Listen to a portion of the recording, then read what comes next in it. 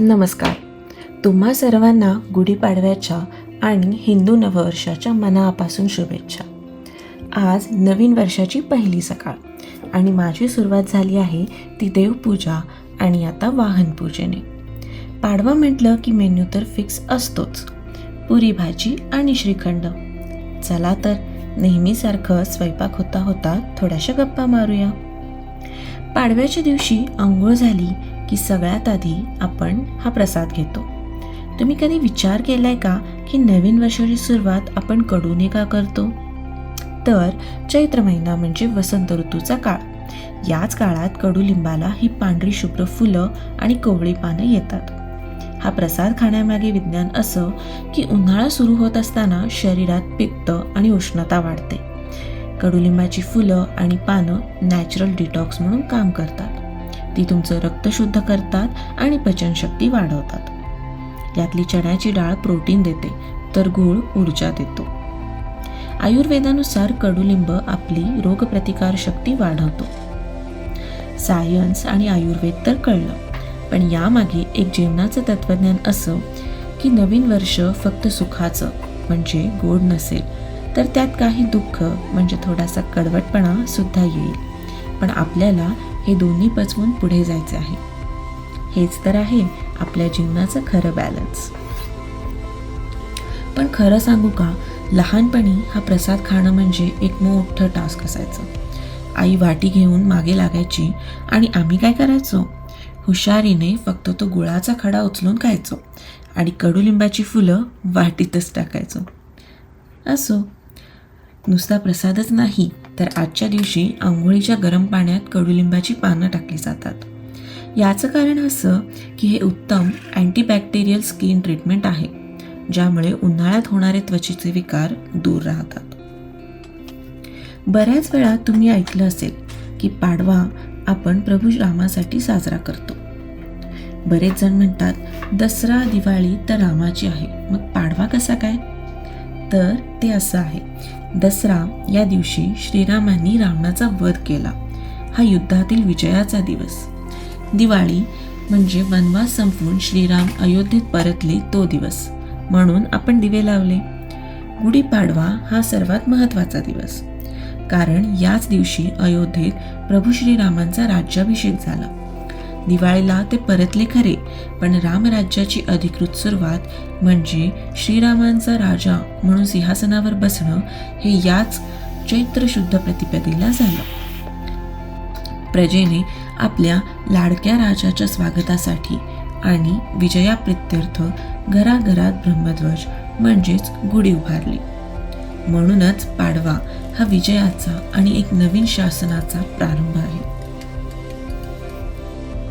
तुम्हाला अजून एक गोष्ट माहिती आहे का?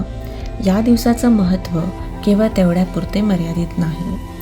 आपल्या ब्रह्मपुराणात एक अत्यंत विलोभनीय संदर्भ येतो.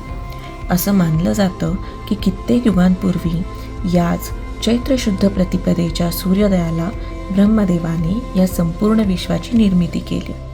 हो, तुम्ही बरोबर ऐकलत.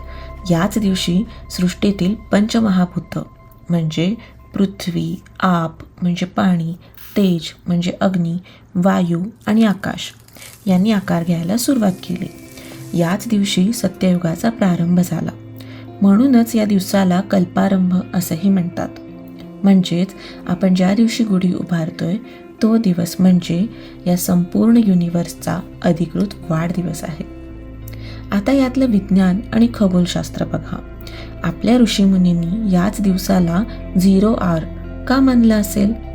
कारण याच काळात सूर्य हा मेष राशीत प्रवेश करतो.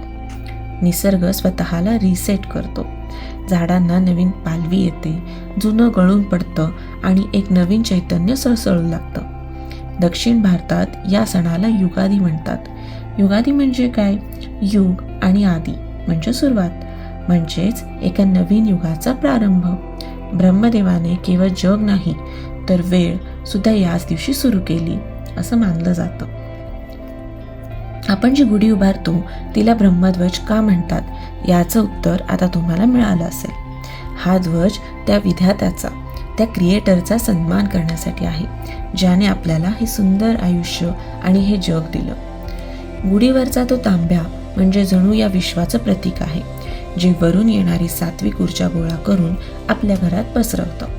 म्हणूनच पाडव्याच्या दिवशी आपण मंत्र म्हणतो, ब्रह्मध्वज नमस्तेस्तु सर्वाभीष्टप्रदायक. म्हणजे हे ब्रह्मदेवाच्या ध्वजा, तुला नमस्कार असो, तू आम्हाला सर्व सुख आणि इष्ट गोष्टी प्रदान कर. चला आता गुढीच्या प्रत्येक गोष्टीमागचं कारण समजून घेऊ. बांबूची काठी सरळ आणि मजबूत असावी, जेणेकरून तो आपल्या कणा आणि प्रगतीचं प्रतीक बनेल. साडी, शक्यतो भरजरी रेशमी साडी वापरली जाते. ते समृद्ध आणि आनंदाचं प्रतीक आहे. कडुलिंब आणि गाठी, कडुलिंब आरोग्याचं आणि शुद्धतेचं प्रतीक, तर गाठी आनंद आणि गोड क्षणाचं प्रतीक आहे. तांब्याचा लोटा हा सगळ्यात महत्त्वाचा भाग. लोटा उलटा का लावतात? कारण तो आकाशातील सकारात्मक सात्विक लहरी गोळा करतो. तो सूर्याच्या दिशेला थोडा झुकलेला असावा, जेणेकरून सकाळची कोवळी किरणं त्यावर पडतील.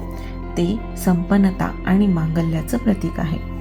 गुढी उभारल्यानंतर तिला नमस्कार करून तो आत्मविश्वास मिळवून आपण नवीन वर्षाची वाटचाल सुरू करतो. तर मंडळी, ह्या होत्या आपल्या गुढीपाडव्याच्या गोष्टी. जुन्या नकारात्मक गोष्टी मागे सोडा आणि या गुढीसारखे उंच आकाशात झेपावण्याची स्वप्न बघा. तुम्हाला हा व्लॉग कसा वाटला? तुम्हाला या गोष्टी कशा वाटल्या? कमेंट्समध्ये नक्की सांगा. व्हिडिओ आवडला असेल तर लाईक करा, शेअर करा आणि चॅनलला सबस्क्राईब करायला विसरू नका. पुन्हा एकदा नवीन वर्षाच्या खूप खूप शुभेच्छा. आपण भेटूया पुढच्या व्लॉगमध्ये. तोपर्यंत बाय बाय.